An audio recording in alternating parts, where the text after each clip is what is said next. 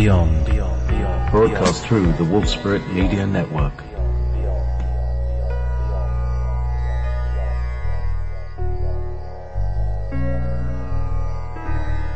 Be prepared to leave your belief systems behind as we go beyond teachers, beyond gurus, beyond duality, ever beyond, beyond.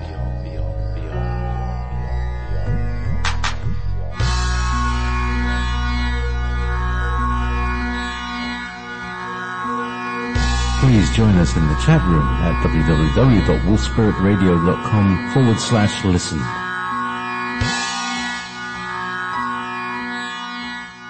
You're listening to Wolf Spirit Radio. You are indeed listening to Wolf Spirit Radio. It is the 23rd of, no, it's not the 23rd. It's nearly the 23rd. It's the 22nd of October at 2300. So it's 22:23 on my clock. Yeah, that's getting me all confused there. And it's 2017. Yes. God, who'd have thought, who'd have thought we'd be still alive in 2017. And in a way, we're lucky to have survived this far, because, a lot of people have, just think about all the people that that have kind of just passed away in the last year or so. Not just famous people, but people all around us, families, members, friends of, families, all dying. Very interesting. So here we are, surviving. Tonight, a survivor, Michael Graham, returns to Ever Beyond from the East Coast. How's things? Hi JP. Hi everybody. Hi. Thanks again for having me on. I'm a total fan of your show, and I just appreciate the work you're doing and all the interesting people you bring on for the education and enlightenment of the masses. Here on the East Coast, things are good. It's it's sort of the energy is rather stable. Feels kind of like a calm before the storm kind of energy, but there's much foreboding and consternation about what's going to happen in November and that sort of stuff. But for the most part, we're, as you say, surviving. Yeah. And at some point, there's going to be a thrival, but it feels like we're kind of, squeezing through the bottleneck, and maybe we have to take our clothes off, to get through this thing. But still we'd be on the other side, cleansed and refreshed in some way. So you recently sent me a message on Facebook and said, I've had this thing, I've had these dreams about volcanoes and stuff. And I said, why don't you come on the show and talk about it? So let's start there, shall we? Because it's very much a kind of ever beyond kind of subject. The idea of the future is already existent, and some people can see it, and some people get to see it in dreams.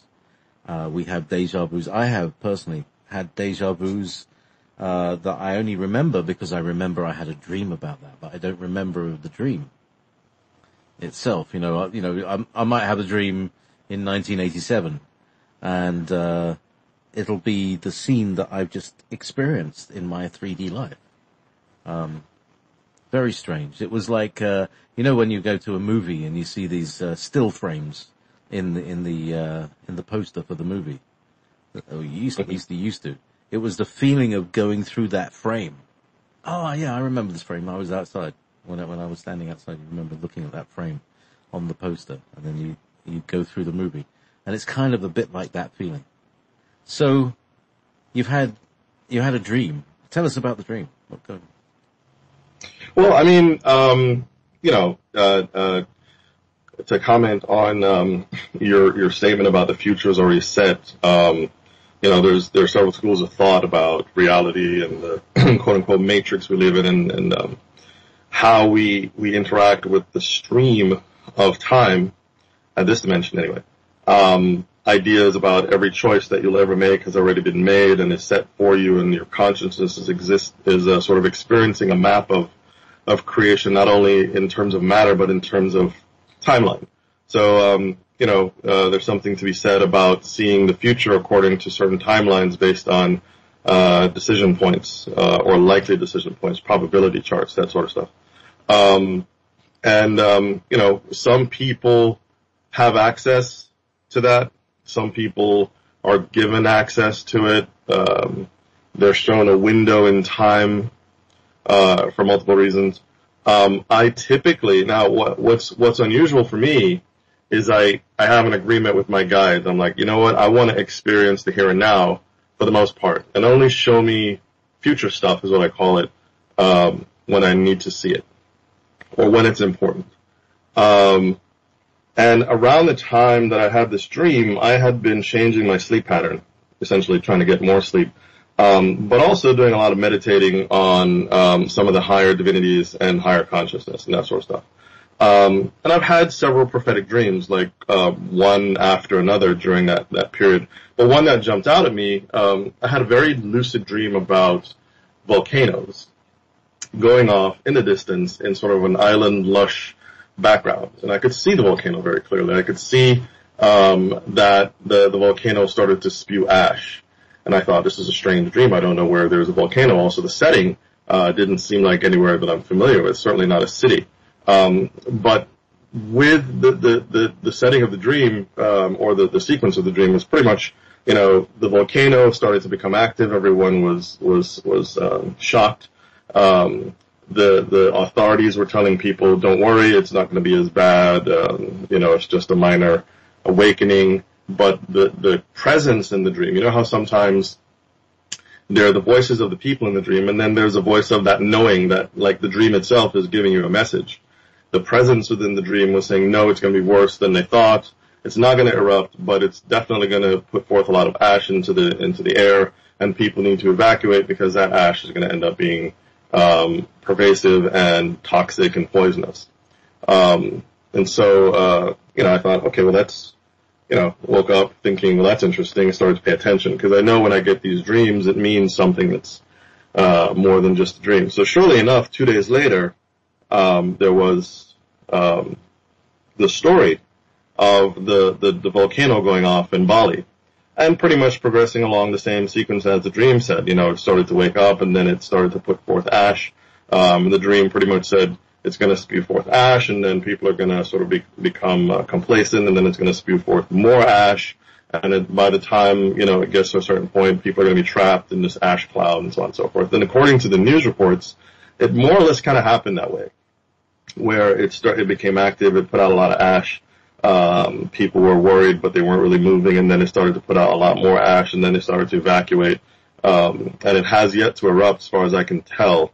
But what's interesting, around the same time, almost exactly the same time, there were two other volcanoes that were doing the same thing in the region. There was another one that went off in Indonesia, and another one that went off, I think, in Malta. I'm not really sure.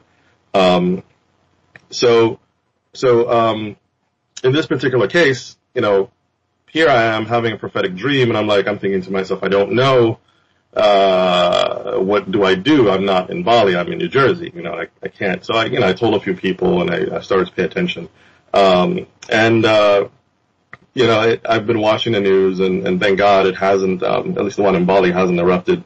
So, we'll see. In terms of, reading the Matrix ahead of time, that was a definite instance. There are a couple other things that went on, for me in terms of dreams after that, but that was probably the most profound. I'm still querying my guides as to why. I'm getting some insights as to why they showed me that dream, but, that for me is that is the question that comes to me, is like, why you and why that?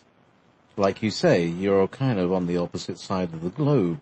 Why would you know about that?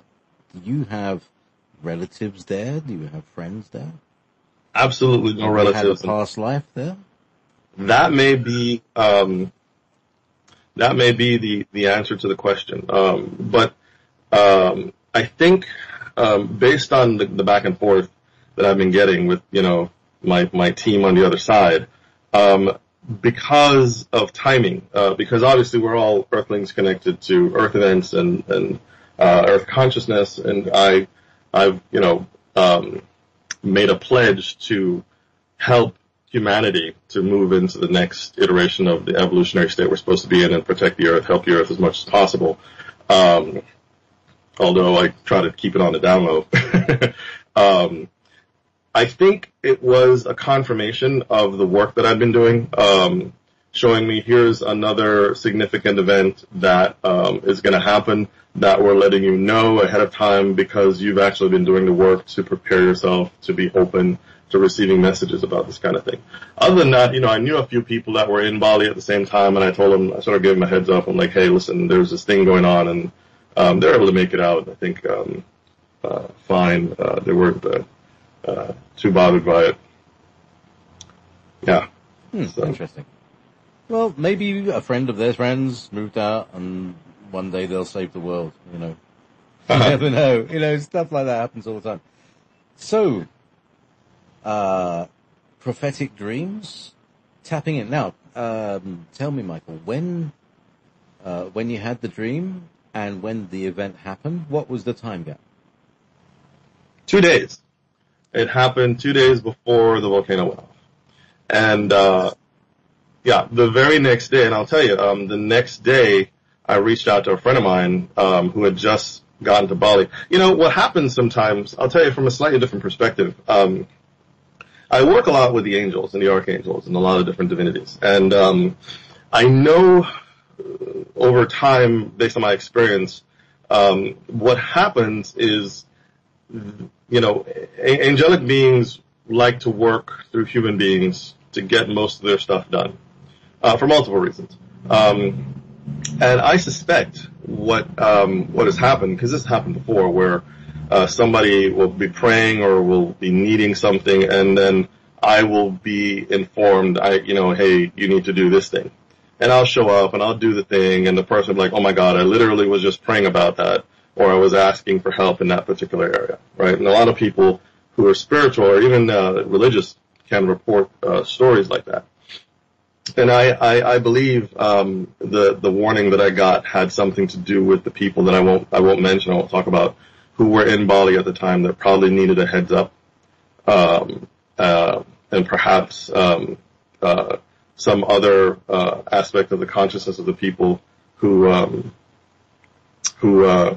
needed someone to pray on behalf of them to help thwart any kind of major eruption that might be happening. Because of course, when I saw the dream, I started immediately connecting with divinities and trying to subdue the intensity. I mean, the planet's been hit a lot right now with the Earth upheavals, and so I try to do my part, trying to calm Mother Earth down.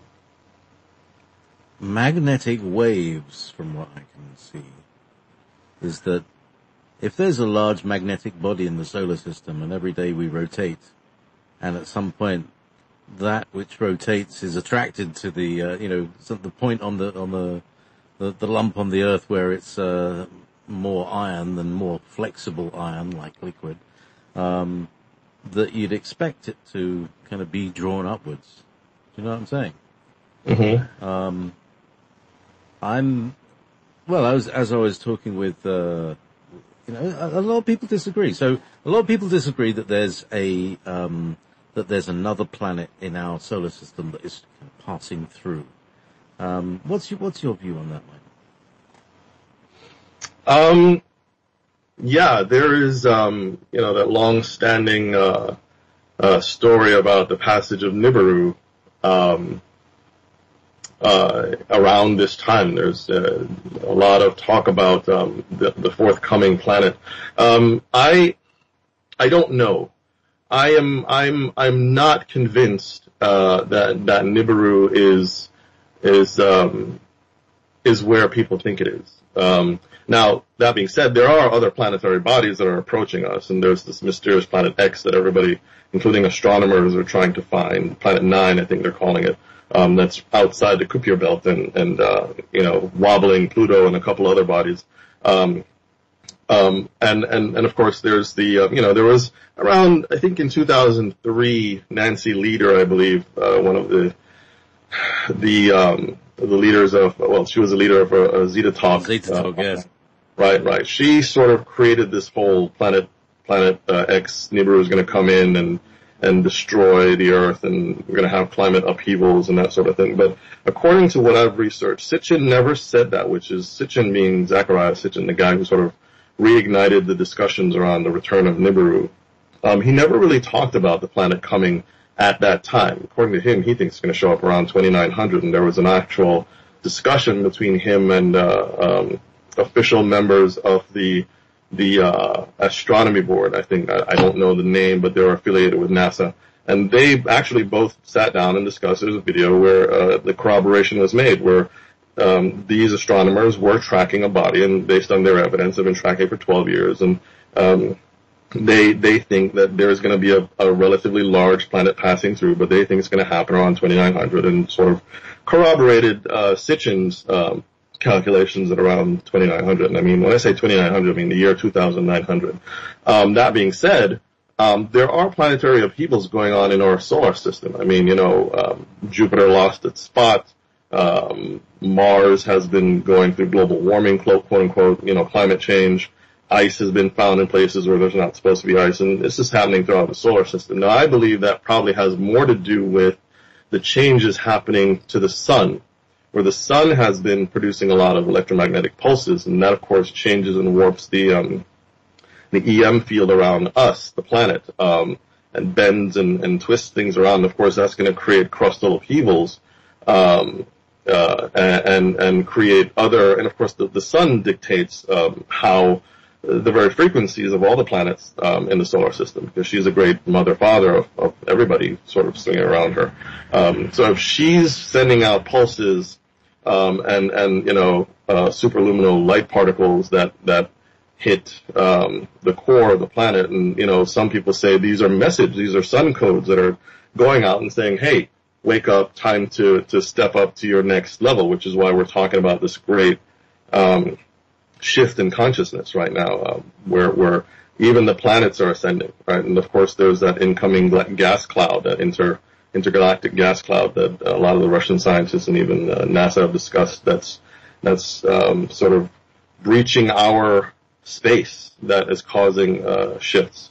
So there's a lot of stuff going on. I'm not sure, Nibiru is to blame for this. Well, plasma could be magnetic too. Precisely. Yes. I've been talking a lot about the plasma ball theory of everything. The idea that eventually the light inside our own bodies will light up our aura, and that's what they talk about being a light being, and that's what happens to a planet. For instance, like Venus or Saturn, where the light from the plasma globe inside is starting to come out into the atmosphere. Interesting. Yeah, well, I mean, there's inside each planet, according to, I think not only Bruce Lipton, but to an extent, Nassim Haramein, there's a black hole, right, which, supposedly sucks everything in. But according to recent, discoveries, the black hole, and according to Haramein's theories, the black hole actually is a proton and atomic generator, meaning it creates matter, or I actually think what it does is acts as a portal for matter to come in from other places into our reality. Yeah, that's more what I feel. Yeah, and so as it creates this matter inside our planet, the planet has no choice but to grow and get bigger. But also, as it creates more of these protons and brings in more of this light, things in and around our vicinity get more consistent light to bathe in, or to absorb, or to utilize. And so we naturally, I believe, give off more light, because we're light beings. We've got biophotonic energy that goes off. It's very, very subtle, but it's recordable. Obviously, Carillion photography and other medical facilities have recorded the light body to a different extent. And I think as the increase in the frequency continues to happen, as we evolve, we will start to glow. I mean, anything that vibrates fast enough starts to emit a light, right? And so I think, I agree with you. You know, whatever's happening to Venus is happening to Mars, is happening not only to the planets, but it's happening to the very cells of us human beings as we're about to step into that grand leap of evolution to become, what was that, Homo luminous or Homo superior, where we essentially give off more light. That's a whole other, Well, the whole other theory. it's all part of the conversation today, because at the beginning of our shows we had Adrius talking about the meditation, which is simply imagining a star at your heart. Mm-hmm. You know, this has been on my mind all week. I've been talking about it. I've been talking about it every show. It's all about plasma, guys. It's all about plasma. It's all the same. The star in your heart, when you become initiated, starts to shine through. Yes. There's that, and that's also why in Stargate, because they have the light in the head that lights up the back of the eyeballs. The goa'uld, right? They shine from inside. But that's because they're a parasite. They don't shine from the heart. But the idea of becoming more and more transparent as you lose your shadow self, and shining more and more, and eventually burning up all of the shadow self to become you have a very transparent vehicle for the star that is inside you, and you light up the clouds of your aura. Sounds lovely. I'll have one. Yeah, I mean, there's a lot of documentation, be it sacred text, historical documentation, that talks about the body being made of light. Sophionic mysteries talk about the form of man originally coming forth in such brilliance that the beings around him couldn't perceive him. You've heard about the rainbow bodies of Padmasambhava and a lot of these Tibetan and Indian yogis who disappear into light and then reappear into light. Mahababaji does this. Lahiri Mahasaya does this. A lot of beings actually go into a light body, which is our natural state. You know, to quote the great Yoda, luminous beings we are, not this gross material, right? And so we are actually on a higher level light beings. And there is a school of thought that mentions that a lot of the stars that we look at in the sky are actually the souls of ancestors. I know, according to some of the Rudolf Steiner material, the great Zoroaster, or forgive me, it could be Ahura Mazda, but his heart chakra is our sun. Literally, when you look at the sun, you're looking at the heart of the cosmic being Ahura Mazda. And so you talk, when Adrius, I never listened to that show prior to this one. I was busy. But it's interesting, synchronistically, he's talking about imagining a star in your heart. And yeah, there are systems of thought and belief that say that, once you get to a certain state of evolution, your heart becomes a star, literally. So yeah, it's interesting. And that's what I'm feeling, that this is what the ascension process is the sparking of that star, and that becomes more than one or two atoms, but becomes quite a few atoms. And it's very interesting because we were also talking about the plasma globe earlier on in the show, and Angelica she was describing it, and she says the bit in the middle looks like it's black. Looks like it was carbon granules or something like that. So it's interesting to say there's a black hole there, and then the lightning comes off that. And that the lightning goes all the way through the glass to the surface.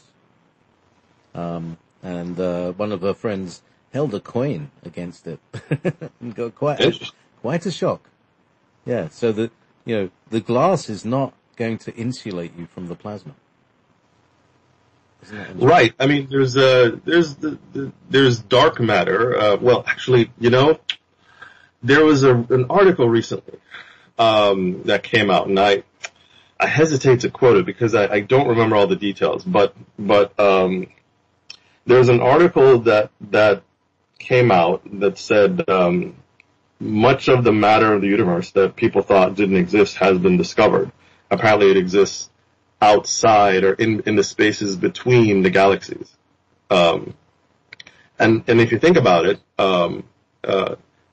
well, I think there's a correlation between quote unquote dark matter that's in and around and that makes up 90% of the visible universe, and some of this missing matter. And I actually, again, this is not scientific. I sort of waffle go in between. I have an interest in science and the provable and evidence-based stuff, but I also have a lot of, I lend a lot of credence to intuitive information, and I like to bridge the two. So my intuition, honestly, I think the dark matter that we cannot see, I believe this dark matter is actually light that's at such a high frequency that we are unable to detect it neither with our eyes nor with our instruments. And I'll say why. Because once you go into higher realms, for those who can travel out of the body and go into the higher realms, the realms are bathed in light. There is no darkness. Well, depending on which level you go to. There is no darkness there. Everything is light. There is no shadow. There are no shadows behind, anything because, light is pervasive. Now, if according to, Hermetic theory, as above, so below, and polarity and all that stuff, and the dimensions, as you go down, they're just, things vibrating lower and lower, and it becomes more and more dense. For me, if at this level, we're not seeing the majority of matter, if we go to a higher level, the matter is still there, but it's just you can perceive it in a different way. I think the matter that we're not seeing is actually the light in those higher realms. I mean, it's kind of a stretch, but that's a theory I'm working on. So well, I believe in the octave theory of matter. Everything occurs in octaves, right. And as you go up in octaves and harmonics, you get different forms of matter, like you get different forms of geometry.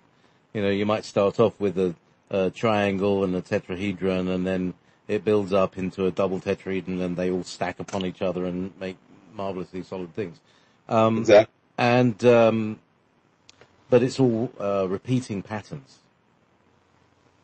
Right. So that's right. And you talk about cymatics, which is a favorite topic. Well, a favorite go-to for me when I try to explain how everything is related, and sound, or at least frequency, has a representation in every dimension, sound and light and shape. You have cymatics as I'm sure you know what cymatics is, right, JP? That's the but not everybody who's listening does. So why don't we why don't we take them? Imagine people. Michael, go ahead. Sure. Well, obviously I'm not an expert, but the idea is, if you expose, particles to a frequency, they will adopt a particular shape, depending on the frequency, or a pattern, depending on the frequency that they're exposed to. And the way people do that is one of the most common ways is they put sand on a metal plate, and then they attach the metal plate to a sound generator, and they modulate the frequencies from low to high. And there are lots of videos on YouTube about this, where they'll throw the sand or rice or whatever, on this plate. And at lower frequencies, you'll literally see the particles spontaneously snap into a pattern, simpler patterns, again, at lower frequencies, squares, diamonds, stuff like that. And as the frequency increases, the patterns become more and more complex, increasingly complex. Just like you said, you have your geometric shapes, and then they build on each other. And I believe there's that one particular frequency where you could literally see that popular flower of life mandala that Glenville Melchizedek did a lot of work discussing and describing as it shows up all over the world. I failed to remember what the actual frequency was. That'd be something important to know. But if you can imagine particles suspended and just sitting on a plate, snapping into a particular pattern based on a frequency. If you expose your body to the same frequency, talking about, Emoto's work, where he exposes water molecules to frequency, and then he flash freezes them so that you can trap the frequency, and you'll see the same patterns or similar patterns showing up in the water molecules. So if you can imagine what happens in your own consciousness when you expose yourself to different frequencies, right? What happens to your mind, which is really just your brain, which is really just an antenna for your consciousness, your mind, when you're exposed or when you're sitting in a particular frequency field. And then we can take that back to the sun, which sends bursts of these electromagnetic particles that vibrate at a particular frequency that bathe the earth. And what happens to all the particles within the earth when they're exposed to these spikes in, electromagnetic particles and frequencies? What happens to us?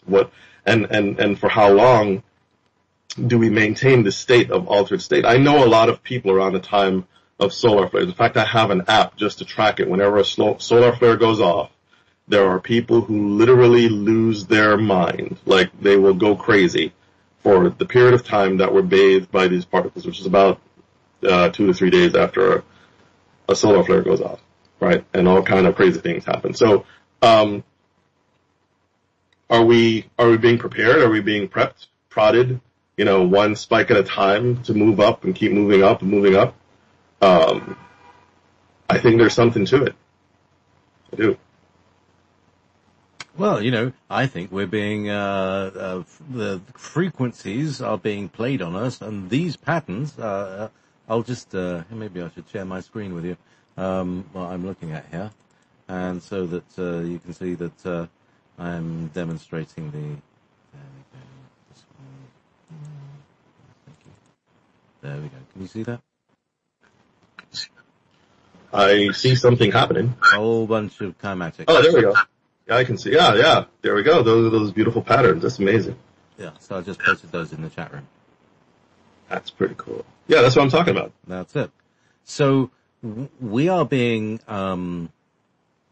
liquefied and reformed like the sand particles in these cymatics with sound waves that are so low that we can't hear them or even feel them, but they're happening. Like if you were in a boat and it was on a wave that had 90-foot waves. You'd move up and down pretty slowly, but it would be a lot of movement. But it would be slow. And so this is how personally how I've been feeling the last few weeks, is that I'm on a boat on an invisible sea, and I'm feeling seasick. It's feeling a bit better now, actually, to be honest. It's like it's passed a bit. Interesting. We're sitting in the middle of a frequency, I will use the word playground because I don't want to invoke a negative terminology, where there are a lot of things that are generating frequencies that we're being bathed in. It's not just the sun. And of course the earth sends forth its own frequencies. Humanity collectively has its own frequencies. But there are players that have the ability to manipulate the frequencies we exist in. And they, sometimes they don't particularly care about the people that are exposed to the frequencies that they're launching from one place to another for their own purposes. And sometimes people, I've heard of people having that same reaction where they feel seasick, they feel nauseous, or they feel a little out of time and place because of some of these things that are happening. And of course, we talk about these weird, very strange weather patterns that in some cases have a very deliberate path, and in other cases are just strange and random. And some of these weather anomalies that are happening are as a result of frequency manipulation by these said players. So I don't know how much of what you're talking about. Do you have an idea why you think you're feeling the way you were last week? Well, I feel that there are gravitational waves that are moving through us, but that we don't have a, how can I say it? If you smell something bad, you know it because your smell is telling you that it's something bad. Right. But if you have no experience of experiencing a sensorium, like your nose, then how do you know what it is that you're smelling? Or, if you see what I mean, that's like, it's on such a different frequency band that nobody even realizes that it's happening because we're all being sloshed about together. But that if you sit still enough, you can feel the whole boat swishing. Mm-hmm. Sitting here at my control panel here with all the mixing desks, I have to sit very still sometimes. And, so you feel this. You can feel it. It's like you're feeling the spin of the earth. Mm-hmm. Just imagine you're standing looking at the, sun, and then just remember that you're moving towards the east at 1,000 miles an hour. It's quite disorienting to actually, because you feel it then. You watch the stars going by and you think that, right, that's 1,000 miles an hour, but you can't really see it, but you can almost see it, You can see the way the sun moves, it's the width of its disk, You see the first little bit, and then you see the end of it, and it's a few minutes, but you can see it moving. So, yes. Let's hope everybody's not swishing about and feeling seasick now. Because it's like being able to connect with frequency bands that we don't normally connect to, having senses that we don't normally sense. For instance, does anybody ever feel the feeling of the hairs on their back of the neck, except at times of distress? Your hair tells you things, doesn't it? Yes. There are lots of stimulus playing on our physical bodies and on our energy bodies. Almost all the time, very often. Just to take in a slightly different direction, but to play off of what you just said.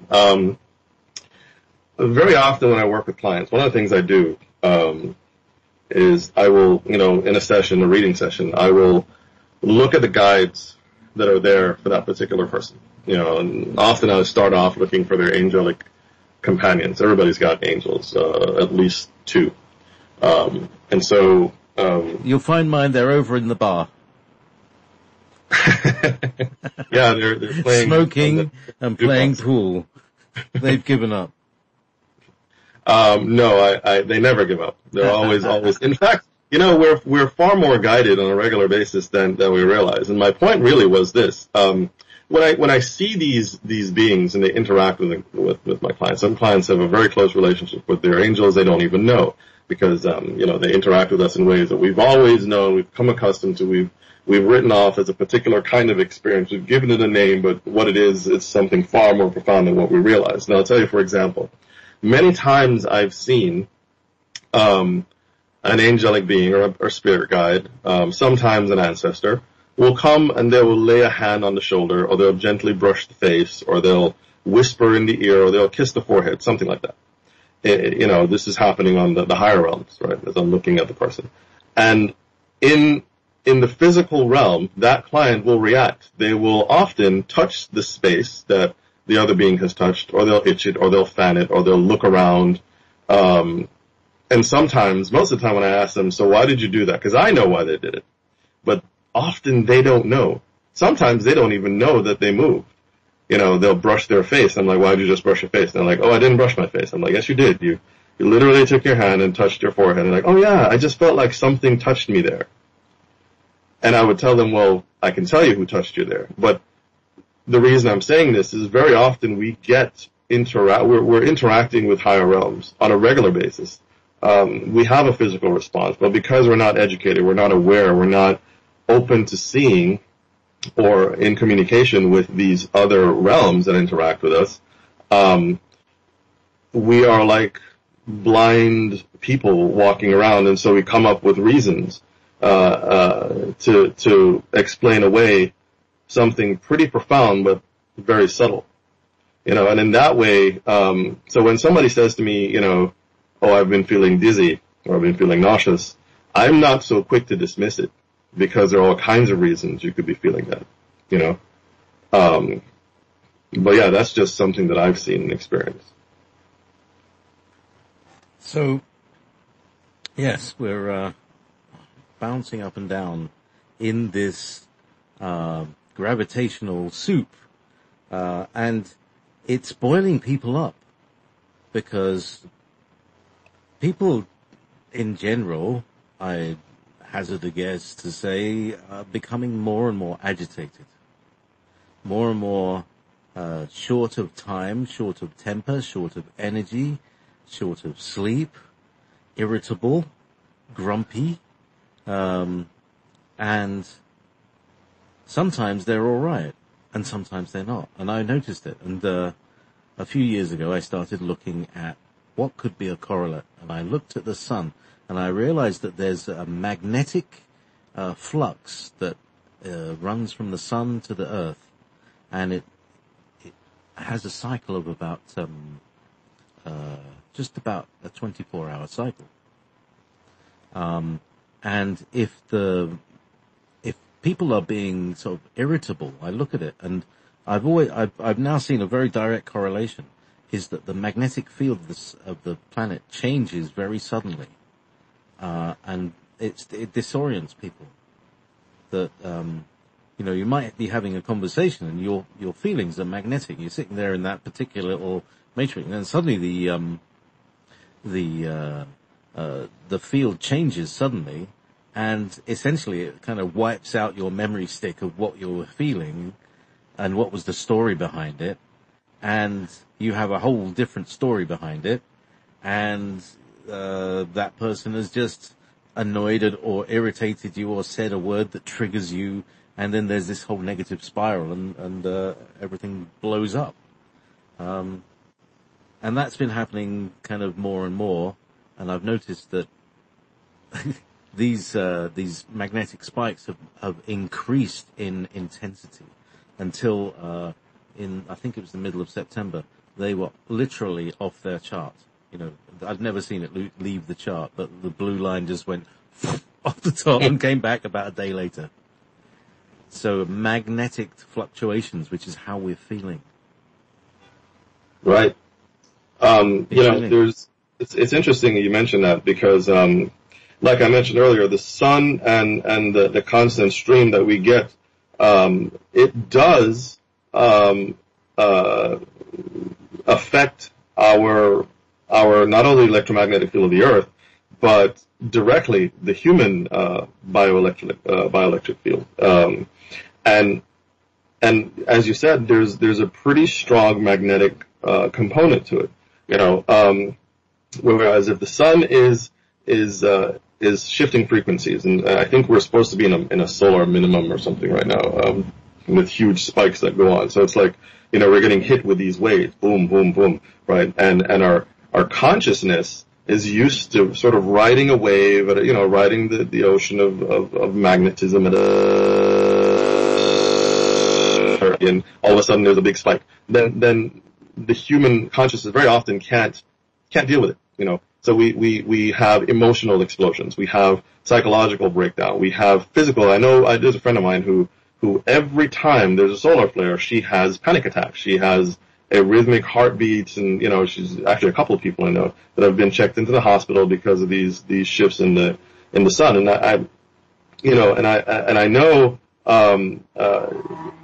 some people may think about, so like, no, that never happens. But again, if you go back to what I mentioned, where things happen to you and a lot of people don't even realize that it's happening. And for those who do realize, I just did a thing that I have no explanation for. They literally can't tell you why, or they have an explanation. It's not really, it doesn't explain, it doesn't cover, it doesn't adequately explain why. This morning I woke up feeling irritable. Why? In your human five sensual reality, there is no stimulus, there's no reason for it. You really don't know why. But on a higher level, or on a subconscious level, there is a reason. There's also, a friend of mine, I've attended a couple of his lectures, Duncan Cameron, talks about upspin and downspin. This guy is really, he's been through the ringer when it comes to, quote unquote government, This is the guy that sat in the Montauk seat when he was a kid, yeah? Correct, yeah. He was subject to that Philadelphia experiment thing, and he sat in the Montauk, and he opened a portal, and strange things came through, and, deep, dark. The id thing. Yeah. The id thing. So he talks about in his lectures, and I don't want to get too much into it because that's his material, but one of the important things he talks about is there are areas, in our immediate field where you have an upspin and a downspin of energy, sort of like a vortex, right? And he often says, if you're in a particular, like, literal physical space, because he talks a lot about time and space and the traveling through it and how we often pop in and out of time and space and we don't realize, and time streams carrying its own memory, which, you mentioned about a memory stick earlier. I thought was interesting. But he says if you're standing in one particular place and you start to feel bad or you feel like uncomfortable, very likely the energies have shifted and you're standing in what he calls a downspin vortex, which sucks the energy out. And literally all you have to do is take 9 steps in any direction outside of that particular space that you're in, and you will feel a major difference in your energy. And I don't know why 9 steps, but that's his theory, and he's demonstrated it, and apparently it seems to work. So, again, that's just some of the ways that the frequencies play on us, human beings, without us even realizing it. There's also something to be said about a high concentration of magnetite and some other magnetic reactive minerals and metals that are in our pituitary and our pineal gland. And so when we're in a magnetic field that keeps fluxing about, one can only imagine what that does to your mind, your brain, your state of consciousness, sleep cycles, etc. Yeah. Sleep cycles. Now let's talk sleep cycles.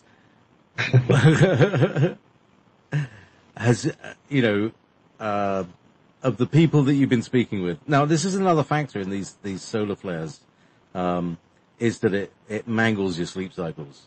Some days I can't sleep all the way through. Most of the time I don't sleep all the way through anymore. That I'll sleep for 3 hours, wake up in a sweat, gonna get some more sleep and, wake up again and sometimes it's hard work to get through the night. Well, I know a lot of people. When I say a lot, I mean a lot of people who complain in cycles, actually, where, like, they'll be fine, and then within a week I'll get 5 or 6, maybe 10 or 15 people that are all like, I can't sleep. And there's no, you ask them, well, are you drinking coffee? What are you doing? Why can't you sleep? They're like, I don't know. I go to sleep. I have these weird dreams. I can't sleep. I can't get deep into sleep. Sometimes I just can't go to sleep. There are things that are happening to us, in the realm of sleep, as related to the sun. Now, again, I'm no expert. But from my own experience, I've seen where, your pituitary, not your pituitary, your pineal gland secretes melatonin, which helps with your sleep cycle, right? Circadian rhythm, right? But if you're exposed to high bursts of energy from the sun, and that's literally what it is, I'll get back to that in a second, then it can, the pituitary gland has rods and cones that are light sensitive, right?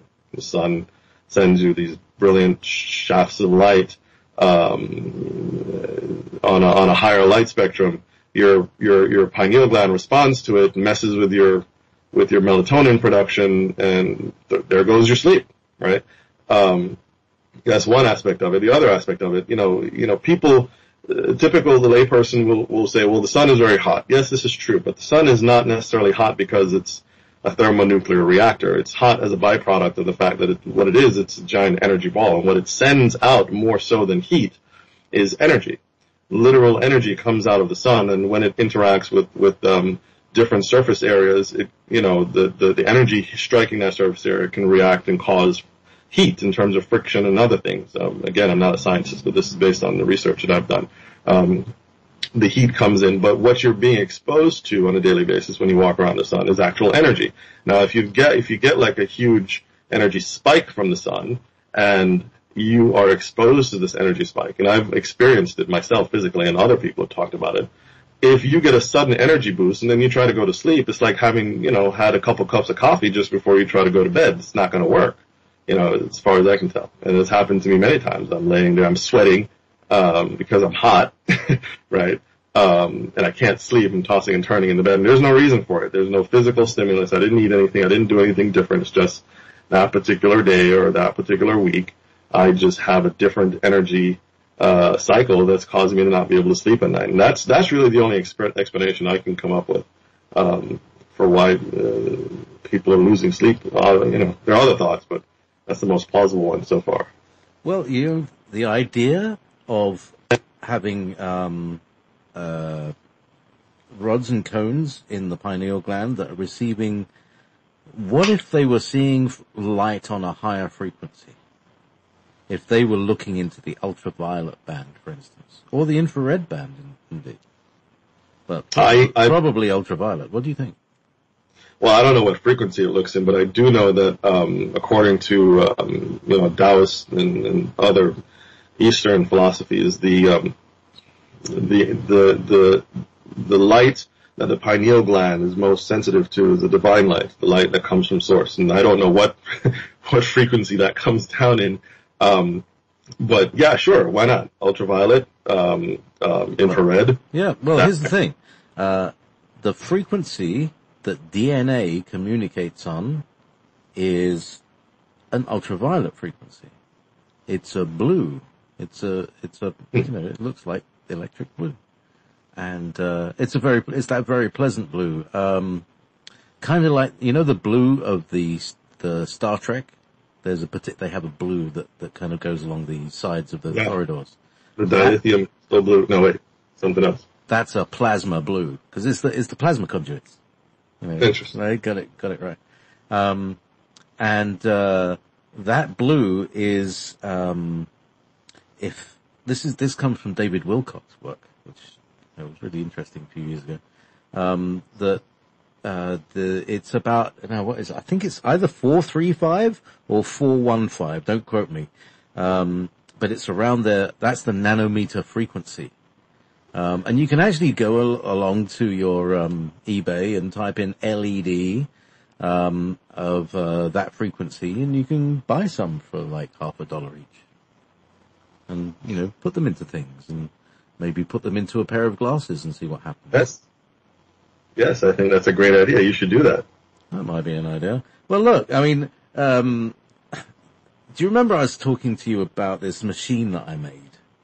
Yes. I've got to, because I had a conversation with my guides, about it. And, they said, why don't you make a website? So I've actually created a website for this thing. And it's I said, well, what do you want to call it? And they said, the Energizer. And I thought, that's a bit corny. That's just like, it's an inner energizer. Oh, I get it. Yeah, ha ha. So I was really sarky with them. But then I looked up the word to energize, and it literally means to light up your nervous system. Interesting. No kidding. I was so kind of, look like a complete egotistical idiot in front of them. So, there we go. We all humble ourselves in front of these things. We're at the, indeed top of the hour, and, I'm gonna play a couple of tunes because I want to, get a nice fresh brew of coffee. Ray Rowe from Pinner in London, in Middlesex, suggested that they play this all the way from the 1970s, Rock the Boat by the Hughes Corporation. Yes, indeed. Welcome back. It is now the 23rd of October, 2017. And my guest on Ever Beyond on Wolf Spirit Radio through Ever Beyond Radio is Michael Graham. So, good evening, Michael, again. Hello. We've just passed midnight, you see.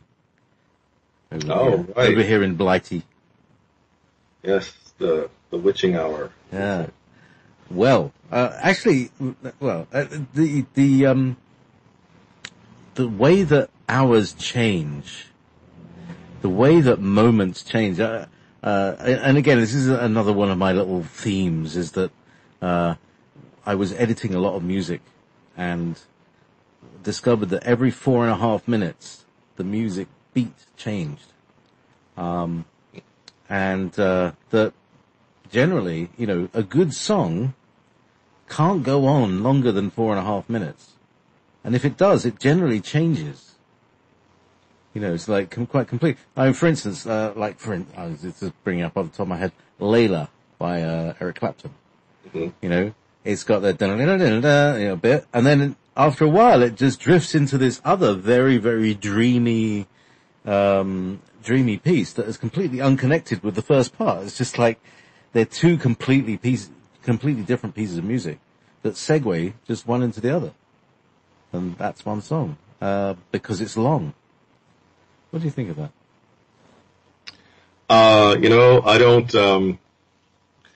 It's an interesting observation. It's a bit like getting bored. It's like there's a moment when you think, oh, that's enough. Yeah, well, I mean, there's something to be said about there's music as we experience it in modern times versus I guess what our natural inclinations would be. A lot of jazz people would be like, no, that's not true. 4 minutes is not nearly long enough for a good piece. Some other pop artists, one of my favorites, Bill Withers, had really long songs sometimes. Based on what I may be wrong about this, but from what I recall, it was the recording industry that sort of insisted that artists limit their songs to 3.5 to 4 minutes, partially because of limitations with the equipment at the time. And so I think over time we've just become accustomed to listening to 4-minute songs or 3-minute songs, and realizing that they're really good. And I don't think necessarily the time frame is what makes a song good, as it is probably the artist saying, "Hey, let me play a really good song within this 4-minute window that they've given me." All right. I agree there, but I just also want to say that some of the great long songs are about 23 minutes long. Oh. And that's, fortunately how long one side of an LP record, that's all they could squeeze in, at 33 revolutions a second. But, the idea that, do you remember an album used to be 45 minutes long? Yep. And it was enough. And it's like, if you have to top it out to an hour, it actually, you're detracting. You have to put some crap in there because there's only, and again, so it's like another harmonic. Yeah, there's another 45 minutes is another sort of harmonic. 23 minutes is a sort of another. It's like, I call them like an attention span moment, and, for instance, comedy shows. Some comedy shows are only half an hour long, and that's just not long enough. Like Monty Python used to be only half an hour long. And some comedy shows that are an hour long just seem too long. But a 45-minute one, it's just about right. So, I mean, you talk about experience and time, and that brings in consciousness, right? I mean, there's that old saying, if you're enjoying what you're doing, then it's never long enough. Time goes by in an instant, right? But if it's really boring or painful, then time drags on really, really slow. So I do think that there's an attention span relationship with that 4-minute cycle, that 3.5-minute cycle, maybe 4-minute cycle for sure. Because you're right, a lot of the songs that go beyond that, like you said in the Layla song, they tend to shift rhythm, they shift, they go to a bridge or, it becomes a different thing. I remember, one of my favorite pieces is the Dave Brubeck, Green Onions song. I don't know if you're familiar with the Brubeck, I didn't know Brubeck did a version of that. You know what? I'm pretty sure. It's like it was Booker T and the MGs who did the kind of thing. Could be, but I remember Brubeck. I think I could be like embarrassed. I'm gonna check this out. Hang on, one moment. You keep tell the story. I'm gonna check it out. Well, I'm just saying, I'm relating to what you're saying, where, they had the green onions and then they had Mo onions. Could be Booker T, could be both, it could be a cover, but I remember one piece was relatively long, another piece was short, and I was never long enough, because I would just go in the flow, and I got lost, in that song. It was really, really, really good. But I don't remember the length of the song. But yeah, it's subjective, excuse me.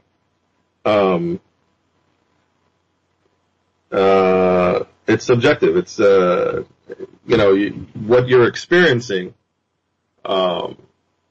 determines your perception of the time frame that it's happening.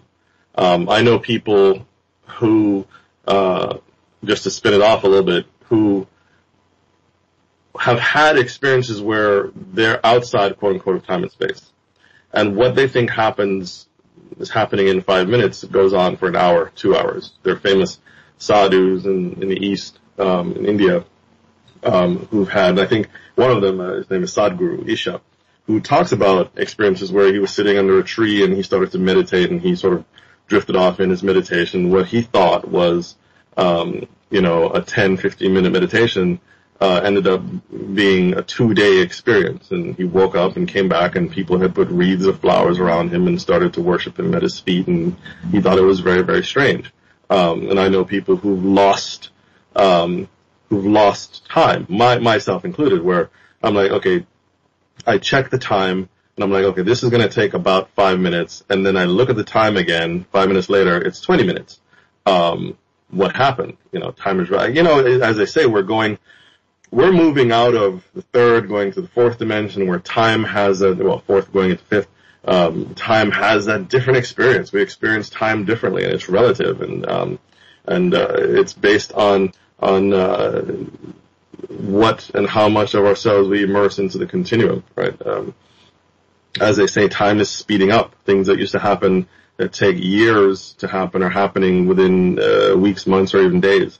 So I know it's not necessarily related to your 4-minute cycle, but I think it's an interesting topic, time versus perception. Then, of course, you can go into the whole quantum theory thing, which I'm not going to do, because that's a whole spooky action at a distance, confusing topic that I'm not even going to pretend to know anything about. But you're interested. So we won't talk about red mercury. Oh, red mercury. What is that? The Glocker. The fuel for the Glocker.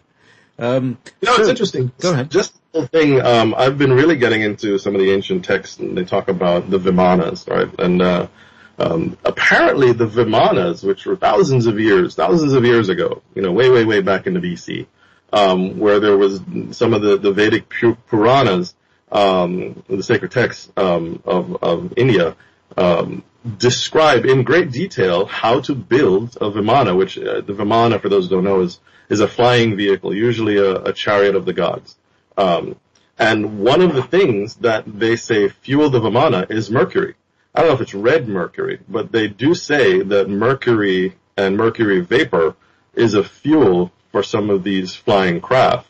The pieces that describe how that works have been removed from what I gather, but it's an interesting segue. Yeah, but that's where the Vatican Library comes in. Oh, of course. Because they have, all the secret space program is, it's not like the Vatican doesn't know about it.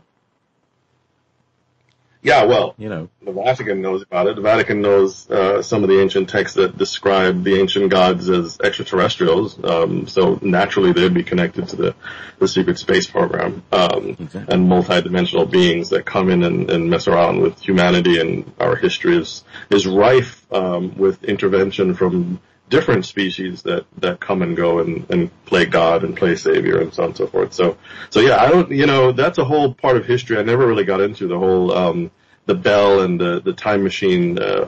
Most of what I know about it, interestingly enough, came from you, JP, when I listened to your shows earlier when you talked about the Glocka and, the spies that went forth and back and so on and so forth. Oh yeah, I mean, it's a very pivotal time, I believe, for humanity, and nobody knows about it. It's like, well, it's like most of the things that have happened behind humanity's back. We're finding out about it now, but we never knew it at the time. It's like, who knew about the Manhattan Project? Obviously, if they had Facebook and Twitter these days, those days, would we have known about the Manhattan Project and things like that? I mean, it's something to think about, because there are things that are still held secrets. Still these days. I wanna just a quick moment, shout out to, all my, Indian folks out there who are celebrating Diwali right now, sacred celebration, festival of lights in the Skanda Shasti. Yet another, isn't that interesting? Because this evening, I, went up to my mantelpiece and I lit 3 candles in front of my statue of Shiva. Oh, perfect. Well, there you go. Shiva is a wonderful manifestation of the Eastern concept of the Christ mind, right? Some would argue with me about that, but that's what I've concluded. Diwali has more to do with the festival. I mean, all of them are included in this celebration, but specifically the Divine Mother and the fight she had with the negative being, the demon, and so on and so forth. But around the same time, there's Skanda Shasti, and he's a incarnation of Shiva, or more specifically a son of Shiva, and he's a famous warrior that also, defeated the ego and brings enlightenment to the conscious mind. So, I just, wanted to say and acknowledge that. So, but cool, yeah, I gotta light some candles myself. Got a bunch of them. How interesting. I just thought, I thought, let's light a few candles. Isn't that funny how you do these things? Yeah. Makes you wonder where you got the inspiration to do that, is it? Exactly. It's just like, I mean, I do a show on Mondays called the Andronicus Transmissions, and everything that I do in the daytime, like to me, the afternoon is the in the few hours before the show, everything has some kind of relationship to the show itself, to the content of the show, what people are saying, the kind of connections that might have, or stories that might arise. It's a very strange thing. It's strangely, surprisingly, delightfully nice. Yeah, well, you're in that synchronistic flow where everything happens in relationship to the main thing. So the question is, where and how are you being influenced? Is it a divine source that's your guides that are coming in? They're leaving the jukebox and coming over and sort of whispering in your ear. Or some would say, are you immersed in the arduous frequency that creates certain patterns of behavior, just like the cymatic shape manifests spontaneously? Are you following along with the higher frequency impressing upon your consciousness that's sort of causing you to do certain things? I'm being a plasma ball. Yeah, there you go. You're being a plasma ball. You're being directed, right? Subconscious and higher consciousness, right? Which is an amazing thing about the higher realms. We are influenced far more by external forces than we realize. There's a famous I like to talk about this famous study that was, well, I don't know the actual name of the study, but in Malcolm Gladwell's lots of his books, specifically Blink, talks about how the human being, the human consciousness reacts to stimuli before the advent of the stimulus, meaning our bodies and our minds start to react to a thing happening within the split seconds before the actual happening of the thing. And so the scientists and psychologists are wondering what and how is that possible. And there are examples of how our subconscious mind can heavily influence our conscious mind, without us realizing we're being influenced by the subconscious mind, where there are machines that they attach to a person's head. that stimulate certain nerves that cause the arm to move and the leg to move. And the person who experiences it, they report, well, I felt like I wanted to move my arm, when in fact the impulse was coming from an external source that said move your arm. But the brain rationalizes it in the absence of knowledge. It rationalizes it and says, well, surely I must have wanted to move my arm. It rationalizes after the fact. Excuse me. And so you are, unless somebody told you, hey, there's a machine connected to your head that's moving your arms, you would think you just moved your arms, but you can't figure out why. And then, of course, we come up with reasons. There's a example where someone was hypnotized. They were hypnotized and were given a suggestion, your pants are made of coarse and very, very itchy wool. And they were brought out of hypnosis. And the person eventually started to itch. And, they were inexplicably itchy and very uncomfortable. And when asked, why are you itchy? And they're like, I'm not sure. I feel like my pants are itching me and I just need to get out of them. Maybe there's something going on with the fabric softener. Maybe the temperature has shifted. So their brain starts to rationalize the impulse, because it doesn't know where the impulse came from, at least their conscious mind, right? This is sort of a very long diatribe on how we're influenced. But I guess I'm just trying to make a point. How often we react to stimulus out of ignorance and our brains rationalize it, so we can stay within the reality that we've created of, sort of our 3D ignorance. Yeah. Yep. I remember waking up in hospital, thinking that I had a particular purpose there. Not that I had a crash. I was doing this for a reason. My mind made up this reason. Oh, I was a journalist. Oh, really? Oh, I'm a journalist. Oh, well, I'm a journalist. I wasn't a journalist at the time. Anyway, long story. So, when you do readings for people, what is your, what's your approach? Like I said, my purpose is to, observe, to look and see, which guides are there, primarily starting with the angels. What kind of relationship the client has with the angel or the guide, and work them through, clearing blocks that prevent them from connecting on a deeper level with their guides.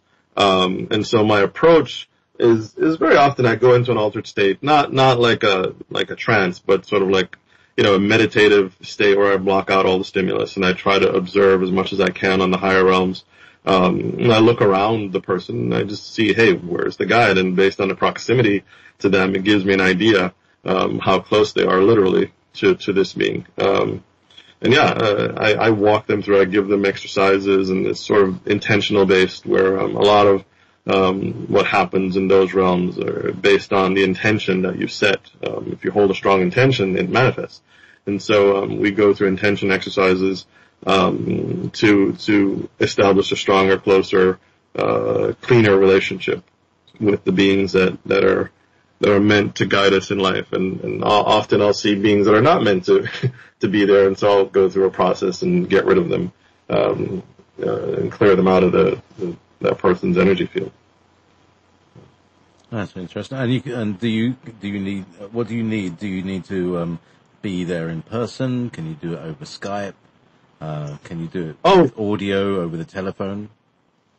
I do it usually. The vast majority of that kind of work that I do is over the phone. It's remotely done. I never need to be in person. The only time I go in person is if I need to do some kind of energy work based on the different modalities that I've used. Some of them are hands-on. You need to be physically there. But for this kind of work, I do it over the phone. I do it over Skype. Because, you go into those realms, there's no time and space. There's no distance. I can be right there next to a person and walk around their room. And sometimes I'm able to tell them, hey, in the back corner there's a thing, you gotta get rid of it, or, you gotta clean up this space over here because the energy just looks wrong. And, then I can, I talk to their guides. Sometimes messages come through. Sometimes I get to ask questions. Cool. But yeah, I go to them, sort of astrally, or not astrally, but on a soul level. Okay, could you do that now with me? See No. what oh, right, okay.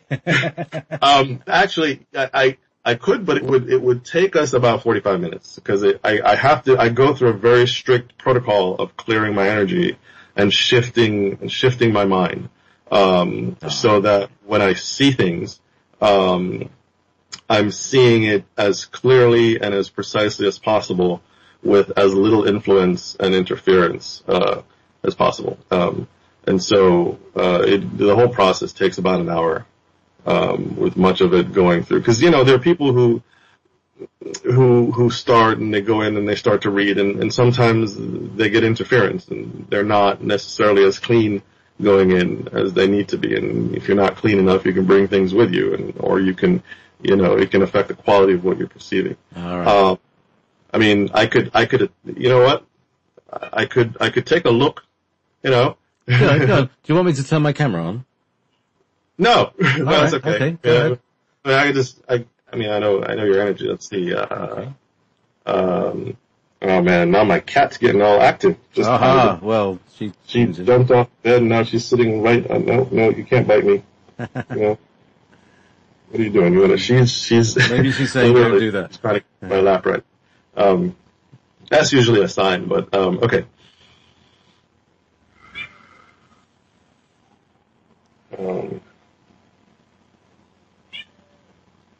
Hang on. So yeah, I'm going to be quiet for a couple of minutes, just so I can shift.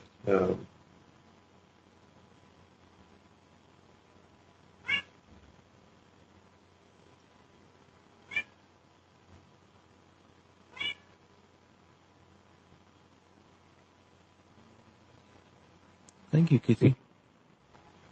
Yeah, she's scratching the back of my chair. Come on. There you go. You're not gonna sit there for long, I know.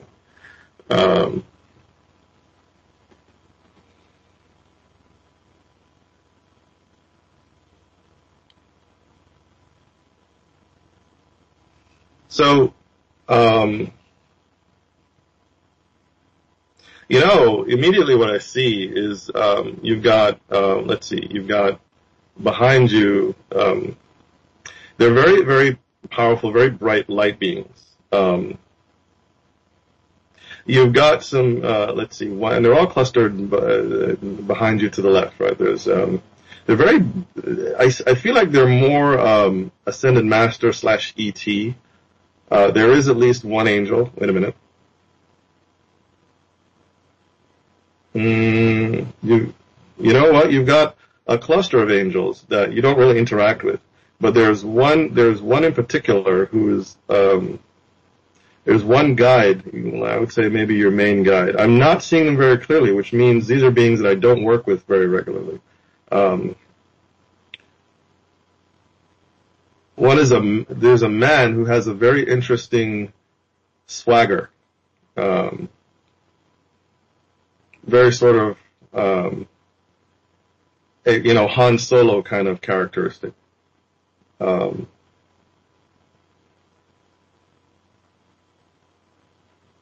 no, these are very high level beings. These are, I would say, even like, we're going up into like the higher dimensions of like 10, maybe 11th dimension. They help to set up the whole game of the evolutionary process of humanity. I hesitate to use the word founders, but I would say similar to them. So what are they wanting with little old me?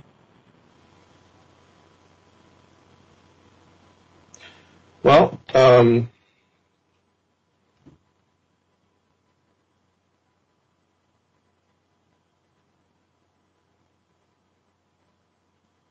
so I feel like I don't know if anybody's ever done this with you, but you've got a strong presence in like the 6th dimension. So from what I gather, there was a descent. These beings decided that they wanted it was time that the Earth and its population went through a shift. and they descended from their high perch in the high realms, the higher aeons, and came down, and you volunteered as an emissary on behalf of their grand plan to come in and not necessarily to be an active principle so much as to be a channel for a very particular kind of frequency that they want to have grounded here on the earth. That's one of the main reasons. You know, and why did you volunteer? Because I'm a bloody idiot? No. No. From what they're saying, it's you had the most karma to clear, so it's a win-win, right? I see. Right. Oh, I see. So I could get on the good side again. Ah. Yeah, you like, listen, I need to get back there to do some work anyway, you know, and not only do you have that karma to clear, but the boon or the benefit is once you complete your mission, you get to like jump to even higher dimensions a lot faster than you would have having not incarnated. Right, stretching the elastic back. And how am I doing with the whole karma business? You know, sort of more than 75%, more than 80%. You know, how much have I got to go? Let's see.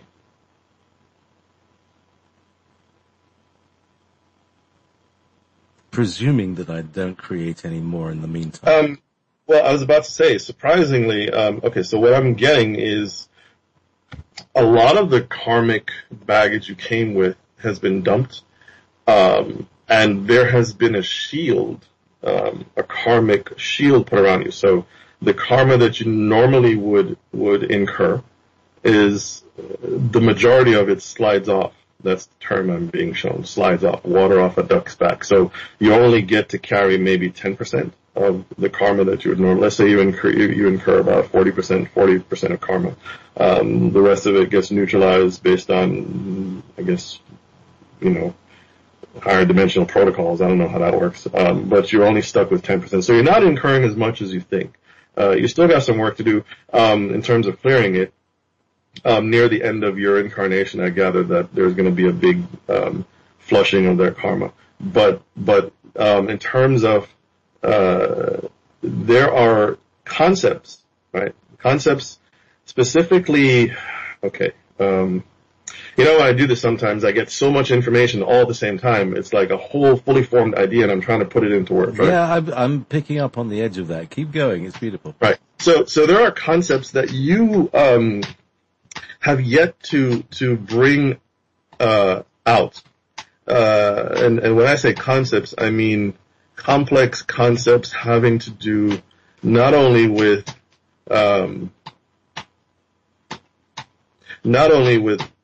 with frequency technology, not necessarily electronic, but frequency technology, but also concepts related to human society. All right. That are sort of lurking in the top regions of your consciousness. That some of it you've got insights into, and you're like, no, I need to think about this some more because that's too complicated. Yeah, I guess I am speaking very abstractly because I'm not getting concretes as to. That's fine. I get you. Is it like in terms of how people should live together, like a community or a non-corporate structured universe? For instance. Yes, but not just community. Well, yes, community, but certain principles from this community can be applied globally. Not all of it, because some of it is regional and some of it, quite frankly, just won't work. But some of these concepts are very important to be integrated into the coming global village that we're moving into. When paradigms break down and people start to look for alternatives to integrate into a new concept of self-governance. Right? Right. Brilliant. Right. Keep going. That's the new paradigm workers. We'll talk about that. Right. Yeah, these are important things as what's the word? As a way station. as a way station on the journey of enlightenment for humanity. There's the stage of, okay, we're shifting out of the old literal and figurative draconian hierarchical structure that we've been subject to for so long, and we're moving into newer concepts of living as a global people. But that's not the stopping point. That's just a temporary blip on the path to an enlightened society, similar to the Arcturians, where everyone there is enlightened. They don't need a king. Everybody knows exactly what they're supposed to do because they don't need anybody to tell them what to do, because they all have, what I like to call the Great Christ Mind, which, probably has a different name, but that's essentially the same thing. And that's kind of where we're going. And as we get to that place, we become governors not only of the planet, but also of the sector. I'm being told sector. What does that mean? What do you mean sector? It's the area of space. It's like beyond our solar system, beyond Alcyone and the Pleiades. Like the part that includes Orion and all Orion and Lyra and all our local neighbors. Mm-hmm. Yeah, you don't work with your angels much, JP. Are they missing me? Well, do you ever watch American wrestling? No, I don't even watch English wrestling. Okay, so there's I'll try to explain. So in American dramatized wrestling, entertainment, WCW, WWF kind of wrestling, there is the concept of the tag team. Where one guy is in the ring and he's doing his thing, and he's supposed to at some point tag his partner, and then his partner is supposed to come in, he leaves the ring, or sometimes they're able to double team their opponent and work together to defeat and win the match, blah, blah, blah, blah, blah, right? But the rule is that tag team partner cannot come into the ring until they're tagged. And sometimes the drama comes in. You'll see the tag team partner reaching across the ring and screaming, "Hey, tag me!" because he realizes his partner's getting his ass beat. His buttocks whooped. Right? It's okay. You can speak your mind. But yeah, and of course, having been tagged in, he gets the experience of being in a match, and he gets credit for helping you overcome. Blah blah blah blah blah. So your angels, in your particular case, are like these tag team guys. They're sitting on the periphery. They're like, he's ignoring us again, and they're like, JP, we could totally help you with that, but you're just not even paying attention. That thing you're struggling with, we're supposed to help you with it. You're not supposed to do it on your own. He's not listening again, kind of thing. This is a conversation they're having that I'm repeating, right? So tag your angels, and they'll come in and make things smoother, right? They'll help you, miraculously, as is their forte, to make things happen in your life easily, pleasantly, and they'll help to defend you against interference. Right? They won't necessarily stick around. They'll come and go, but you have to, and by tagging them, pretty much you just set the intention, talk to them, say, all right, come on in, guys. I accept your help. I open up to your assistance. They're assigned to you from Creator as your eternal helpers. Right? So they're there for a purpose, and they're kind of like, they do come in and interact. I'm told that there are times when they're like, okay, he doesn't know, but we're just going to step in here and block this meteor that's heading towards his head, kind of thing, and then step back. Those are preordained moments when the rule of sovereignty, free will is overridden because of a higher order of protection, right? But for the most part, they cannot interfere unless you call on them. And there are a separate order of beings than the ETs. A lot of people say angels are ETs. No, they're not. They're specific created beings from Creator Source that are meant to help us on a soul evolution. Their agenda is to help us evolve as a soul being and to get to our highest place so that we can return to Creator with our evolved self and deposit our experiences there. Whereas a lot of these ETs, they have a different agenda, whether it be benevolent, they're trying to see us get to a place, but as a soul level, no, they're not doing the same thing that the angels do.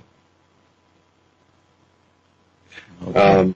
Tag. So again, Saffron 43414 in the question in the chat room says, how can you tag your angels if you don't even know that they're there? Know that they're there. It's a given fact. You have an arm. You know that your arm is there. Well, okay, let's put it this way. How do I put it? You came in with certain things as a human being. You came in with a body, you came in with a mind, you came in with feelings, you came in with angels. Our Western society often don't teach us about our relationship with them. So, you knowing that they're there, or sort of saying to yourself that you know that your angels are there, open doors for them to step in and actively interact in your life. Knowing that they're there and then setting an intention for having them come in and work with you according to your highest good and according to your soul's plan, that's all you need for tagging in terms of that's how you tag them. You tell them, you set the intention, or you can pray to source, whatever your interpretation of God is. You pray to source and say, okay, fine, I would like to have my angels play a stronger role in my life. And he will, she will have them come into your energy field in a closer way. That's one way to do it, or a couple ways, actually. Thank you. That's how to do it. So, understanding that I've always tried to leave a gap so that randomness can enter, so that angels can speak to me. I try not to plan everything moment to moment, so that there are gaps. That's what I mean, where, a higher dimensional can speak to me in some higher dimensional way. Maybe even it's just the way the fire is crackling in response to how I'm speaking. But it just definitely, even your phone bleeps at the certain time when you're just talking to it. So I hope that has helped. Yeah, well, I mean, when you make space, you allow space for the divine to act in your life. That's often good enough. And in your particular case, I mean, part of the reason you don't, well, what I gather, part of the reason you don't necessarily work with the angels because you're not necessarily, you have your concepts of who they are. You're not really clear about that. So there's a part of you that keeps them at arm's length, to an extent. And also you're more comfortable working in a particular frequency with other guides, and that's fine. But it's important to bring in all your tools, right? And you have your full arsenal available to you. And that being, and it's like, how, when you have your full complement of beings that are meant to help you, you become much more consciously aware and powerful. It's like, how do you put it? How when you're in that space between sleeping and waking, and your consciousness accepts certain things as reality, like, in that dream state, you're like, sure, the bed is floating in an ocean, and, that's normal. And then when you wake up, you're like, what? That doesn't make any sense whatsoever. The bed is not floating in an ocean. You get what I'm saying? Yeah.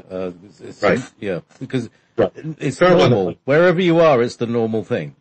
Right. Where your consciousness is, certain things, it's just a level you're able to perceive and grok or process information at a certain level, right?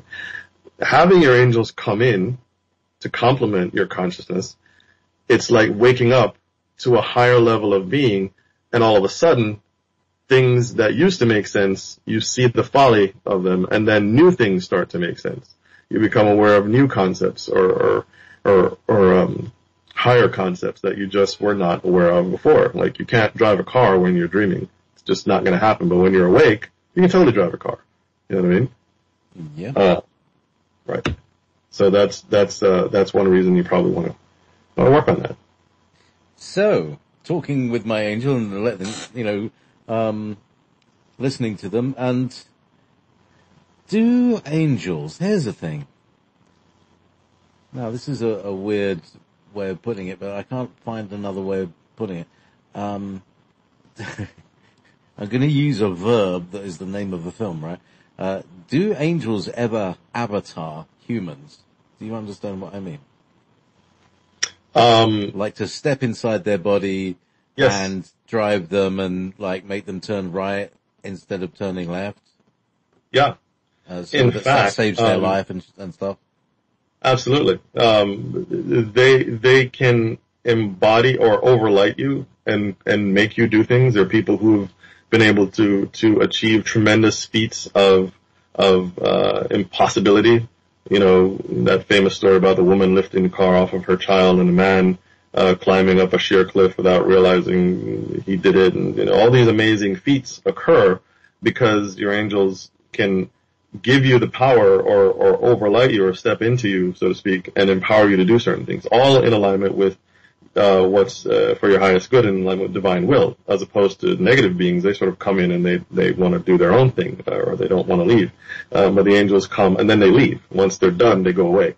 But not only, so in that way they quote unquote avatar a body, but not only do they step in sometimes to help, whether immediately beside you or within you, they're also known to incarnate physically as a human being for different lengths of time, whether it be to be born as a human, to live a human incarnation in order to anchor certain energies or fulfill a purpose, or to just physically create a body in that moment to fulfill a particular purpose, and they dissolve and leave. There's a famous Christian Bible reference that talks about, be mindful of who you entertain, because by so doing, you are in the company of angels unawares, right? So you never know, a person who comes around the corner and gives you exactly the thing you need in that particular moment, or tells you, hey, don't go there in that particular moment, may actually be an incarnated angel that just took a body to do precisely that and then leave. Happens. You know, when I need something done, say there's something up with my electricity or my telephone, and I need to talk to someone on one of those horrible things, what they call them, the call centers. And you know that you're gonna have a language problem. I always ask, can I speak to the angels? Can I, in every one of these companies, there's an angel, I believe. I'm down with you. Yeah, because in every one of these companies, there's an angel, and you just need to find the angel in the building, and it could be a police station. But yeah, you will recognize them, and things are going to be all right. I really do. I really more than have faith or believe that. That's experience.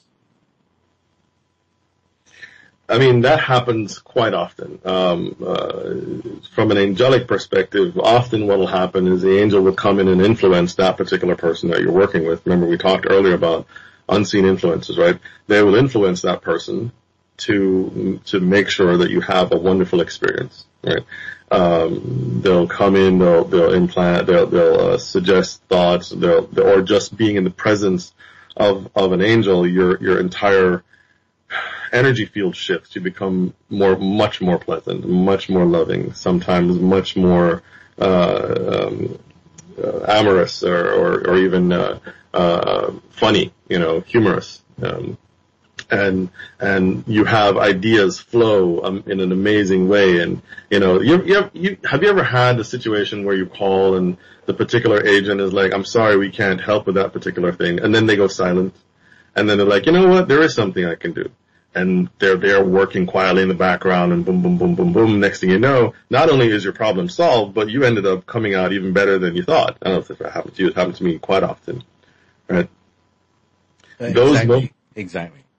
Right. Those moments can be angelic intervention. Also, some people have a powerful retinue that accompany them. Ascended masters do the same thing. Elementals do the same thing.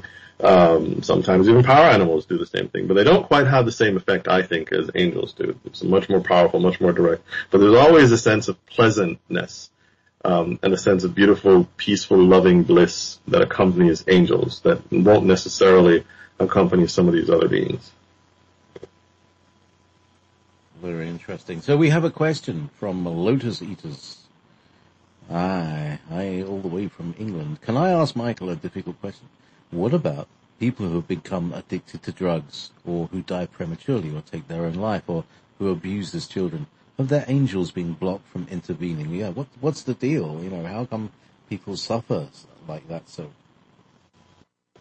it's a free will rule. The law of non-interference, according to divine edict. We are one of the things that Western theology, Western religion have taught us is that we only have one life, and we don't.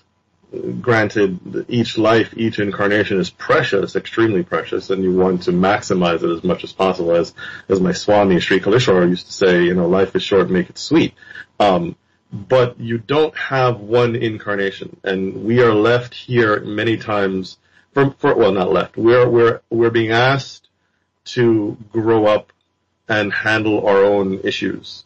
We're being asked to learn our lessons and overcome certain challenges for ourselves. We can't have anyone do it for us, because if we do it ourselves, we grow and we become masters. If other people do it for us, then we don't grow. We don't become masters. Now, in terms of horrible things that happen to people, very often it's a free will choice. Usually because of ignorance, which is, again, an interference pattern that happened with us long ago, again because of a free will choice that humanity made collectively. So we get into drugs, which distort the communication between us and our guides, or open portals for negative people and negative influences to come in. People become abusers because very often they are inhabited by negative beings or being influenced by negative beings, largely because of free will choice to, not all the time, but very often, because they themselves have aligned their consciousness with a certain kind of negativity. They harbor anger, they harbor resentment, they harbor jealousy. They let it live within them. It festers, it grows, and it creates a magnet that attracts negativity that actively manipulates and multiplies the negativity within you, so that they can set up a shop for all their buddies to come in and make you even worse over time. So no, the angel doesn't go away. It's waiting for you to say, hey, come help me. But it's not allowed to interfere unless you make a choice, and your choices are recognized by the universe based on the actions you choose to do, whatever energy you choose to hold. I don't know if that answers your question, but that's kind of a short summary as to why sometimes these things happen. Also, just to add to that, some people are innocent and naive, and they are targeted. Unfortunately, they are targeted, and so they're taken advantage of because we have forces that are trying to retard the evolution of humanity. And if you happen to be one of those people who have a great potential to make a big difference in the positive evolution of humanity, you'll be targeted, and if you're not properly aware of how these things work, and if you don't have a strong defense, you can be, hijacked, so to speak. Very interesting.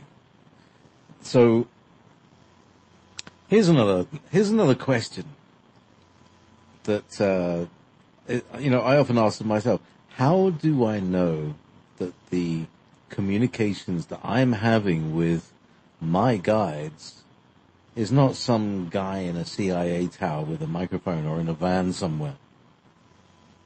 Yeah, that's a tricky one, right? That is the challenge. It has to do with discernment. If you work with angelic beings, let's put it this way, negativity has no interest in engendering feelings of love, warm altruism towards your fellow man. This is precisely the opposite of what they're trying to do, because that kind of energy weakens them. Why then would they cause you to feel these feelings if it's going to deplete their own energy and drive them away?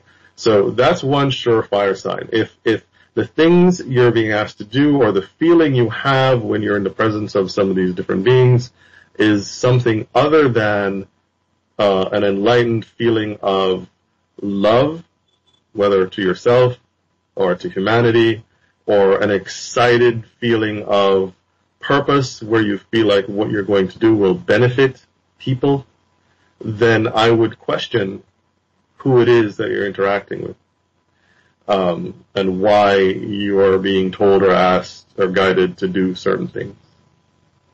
That's one of the markers. It helps to develop a close relationship with beings that make you feel that way. And the intention, again, the world and the universe responds to your intention. If your intention is to work with the highest good, with the highest beings, then there are a marshal or a whole fleet of beings who will come in and defend your intention to make sure that you, in fact, connect with beings that are aligned with your highest good and highest positivity. Right?